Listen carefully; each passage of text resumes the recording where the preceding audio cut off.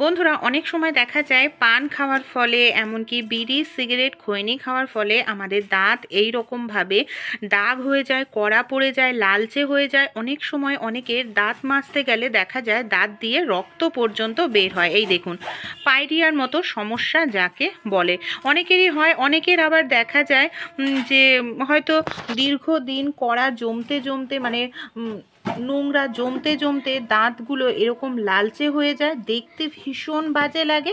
আজকে আমি আপনাদের সঙ্গে শেয়ার করব খুব সহজেই এই যে দাঁত একেবারে পাথর জমে যায়, লাল হয়ে যায়, এই নোংরাগুলোকে কিভাবে আমরা পরিষ্কার করতে পারি একেবারে ঘরোয়া উপায়ে। এমনকি আপনারা যদি পরপর 3 দিন ট্রাই করেন, দেখবেন আপনাদের দাঁত হয়ে যাবে একেবারে সাদা, সেই সঙ্গে দাঁতের যে হলদেটে এমনকি লালচে ভাব খুব সহজেই দূর হয়ে যাবে।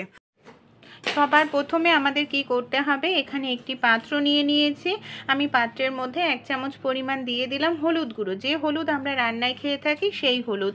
অবশ্যই জিনিসগুলো আপনারা মেজারমেন্ট করে নেবেন, তাহলে সুবিধা হবে। যদি বেশি করতে চান সব উপকরণই বেশি দিতে হবে। এখানে দেখুন 3 ভাগের 1 ভাগ আমি দিয়ে দিচ্ছি নুন। যে নুন আমরা রান্নায় খেয়ে থাকি সেই নুন। নুন আর হলুদটাকে খুব ভালো করে আপনারা মিশিয়ে নিন।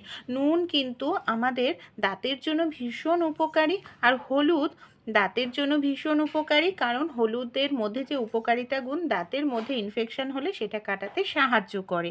সেই সঙ্গে এর মধ্যে আমি নিয়ে নিচ্ছি 1 চুটকি পরিমাণ মতো দেখুন খাবার সোডা। খাবার সোডা কি করবে, দাঁতের মধ্যে যে আমাদের হলদে ভাব, কড়া পড়ে যায়, পাথর জমে যায়, সেটা কিন্তু তুলতে সাহায্য করবে ভীষণভাবে খাবার সোডা। এই খাবার সোডা বা বেকিং সোডা দিয়েও খুব ভালো করে এইভাবে আমি মিশিয়ে নিলাম সবগুলো উপকরণ। এর মধ্যে আমি যে উপকরণটা দেব সেটাও কিন্তু দাঁত আমাদের সাদা করতে সাহায্য করবে। সেটা হলো 1/2 চামচ পরিমাণ দেখুন এখানে আমি লেবুর রস নিয়ে নিয়েছি। লেবুর রস দাঁতকে সাদা ধবধবে করতে সাহায্য করেন, কারণ লেবুর রসের মধ্যে রয়েছে সাইট্রিক অ্যাসিড। তাই লেবুর রসটা অবশ্যই কিন্তু দেবেন। খুব ভালো করে এটাকে এইভাবে আমি মিশিয়ে নিচ্ছি। আর একটি জিনিস আমাদের দিতে হবে, এখানে দেখুন একটি পাতা আমি নিয়ে নিয়েছি, এটা হলো পুঁই পাতা। বন্ধুরা, পুঁই পাতার মধ্যে যে বিজল পদার্থটা রয়েছে সেটা আমাদের দাঁতের কালো ভাব দূর করতেও সাহায্য করবে, দাঁতকে সাদা ধবধবা করতে সাহায্য করবে। সেই সঙ্গে দাঁত দিয়ে যদি রক্ত বের হয় সেই রক্ত বের করার মতো সমস্যাও বন্ধ করবে। আমি পুঁই পাতাটাকে ভালো করে ধুয়ে নিয়েছি। এখানে ভালো করে থেতো করে নিচ্ছি যাতে বিজল পদার্থটা খুব সুন্দরভাবে পাতার থেকে বের হয়। এইভাবে দেখুন শিলনোড়ার সাহায্যে আমি একটু থেতো করে নিলাম।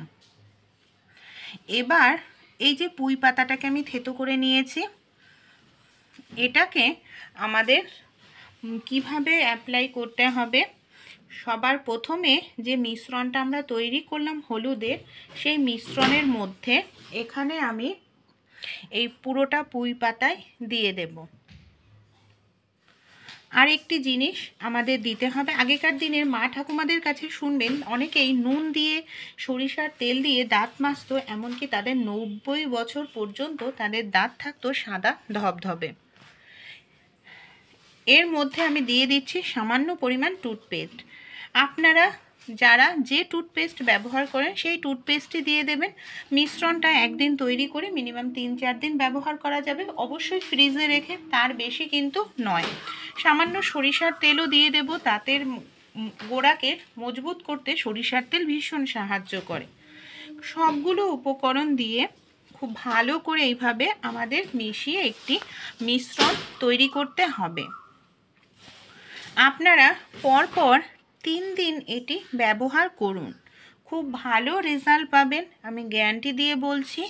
এটাকে কিভাবে আমরা ব্যবহার করব যাতে আমাদের দাঁতের হলদে ভাব, দাঁত দিয়ে যে পাথর জমে যায়, কড়া পড়ে যায়, সেগুলো পুরোপুরি উঠে যাবে।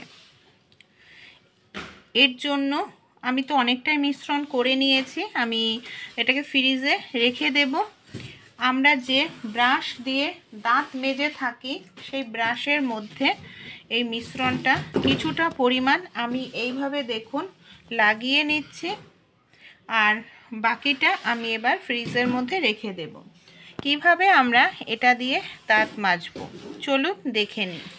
প্রথমেই দেখিয়েছি আমার দাঁতটার নিচের দিকটা কীরকম কালো কালো হয়ে গেছে।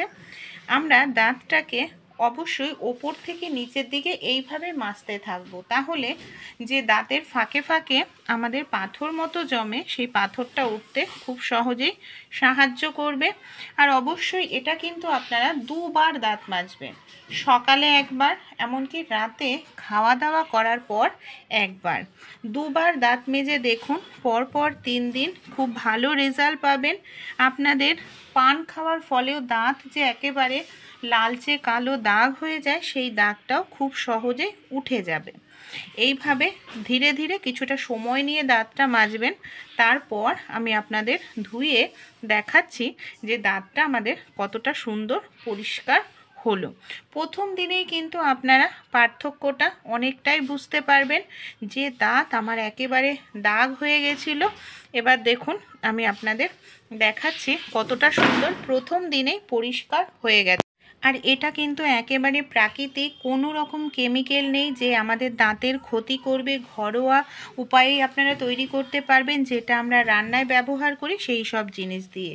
চলুন পরের পদ্ধতিটি দেখে নিই। একটি পাত্রের মধ্যে 1 গ্লাস পরিমাণ এখানে আমি দিয়ে দিয়েছি জল। এই জলের মধ্যে এখানে আমি নিয়ে নেব বন্ধুরা একটি পুঁই পাতা। এই দেখুন একটি পুঁই পাতা নিয়েছি, ভালো করে ধুয়ে নিয়েছি জল দিয়ে। এই পুঁই পাতাটাকে আমি এবার ছোট টুকরো করে এই জলের মধ্যে দিয়ে দিচ্ছি। সেই সঙ্গে এর মধ্যে আমি নিয়ে নিচ্ছি কিছুটা পরিমাণ আদা। আদাটাকেও এখানে আমি ছোট টুকরো করে এর মধ্যে দিয়ে দেব, মানে আদাটাকে কুচি কুচি করে আমাদের দিতে হবে। এখানে আমি কিছুটা জোয়ান নিয়ে নিয়েছি, মানে হাফ চামচের কম জোয়ান নিয়ে নিয়েছি।